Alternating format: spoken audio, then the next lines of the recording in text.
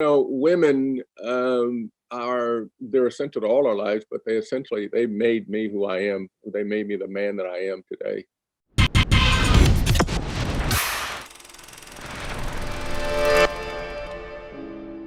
I go through my life and look at the women who surrounded me, who lifted me up, who prayed for me every day, who encouraged me every day.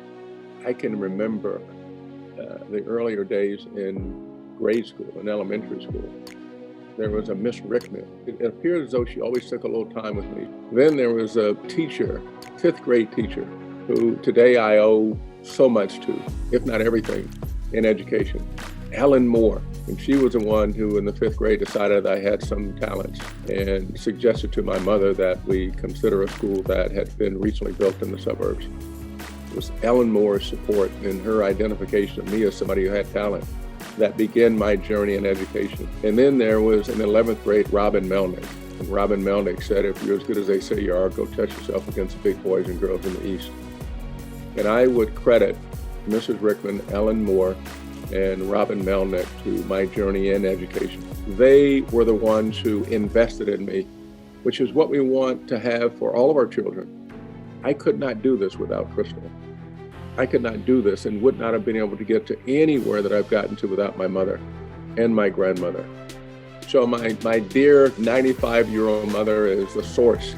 I wouldn't be here without my mother and all of her sacrifices. And as a social worker, as a mother who cared not only about our family, but cared so deeply about other families, especially those who were the most vulnerable, the most marginalized. My grandmother's a warrior. When my mother was working, my grandmother was there to take care of us. My grandmother she was the foundation to the family. Crystal and Ella, these are my rock stars. Ella won't be denied. Ella is brilliant. She is artistic. She is athletic. She is just an extraordinary young woman. And Crystal, she's my better three-quarters wife. She too is a force of nature. She is an ex-lawyer, a documentary film producer. She's an author. She has done all things. So I'm so deeply grateful and humbled by the force and the strength and the power and the brilliance and the beauty and the art of these extraordinary Black women.